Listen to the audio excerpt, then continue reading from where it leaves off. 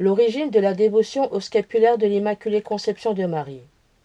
Un jour, le divin Sauveur apparut en compagnie de sa Sainte Mère, à la vénérable Ursule Benacassa, dont les admirables vertus ont été déclarées héroïques par un décret de Pie VI du 7 août 1793. La très sainte Vierge était revêtue d'une robe d'une blancheur éblouissante et portait sur cette robe un autre vêtement de couleur bleue. Un cœur de Vierge vêtue de la même manière l'environnait. Jésus fit alors connaître à la vénérable Ursule que sa volonté était qu'elle fondît un pieux ermitage où 33 vierges mèneraient la vie érémitique sous le titre de l'Immaculée Conception de Marie, en portant un habit tout semblable, pour la couleur et la forme, à celui dont elle la voyait revêtue. Il promit des biens infinis et des grâces signalées aux âmes choisies qui embrasseraient la règle imposée dans cet ermitage.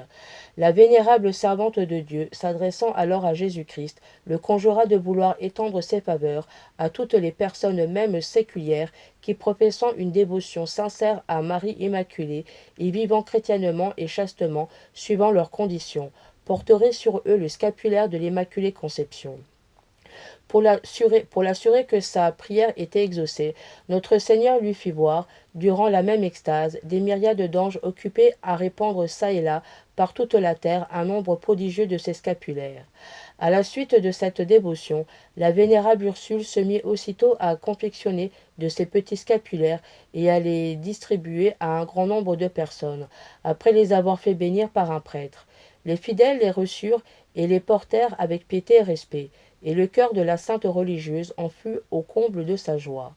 Le scapulaire de l'Immaculée Conception fut depuis approuvé par plusieurs souverains pontifes qui l'enrichirent d'innombrables indulgences plénières et partielles, comme on peut le voir dans le sommaire de ces indulgences.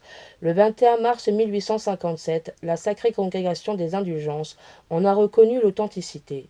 On gagne les indulgences plénières en remplissant les conditions ordinaires de la confession, de la communion, en priant selon l'intention du souverain pontife.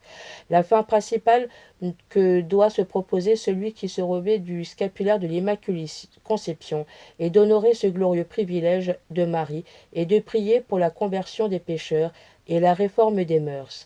Chacun s'impose à cette fin telle prière ou telle bonne œuvre que lui suggère sa piété.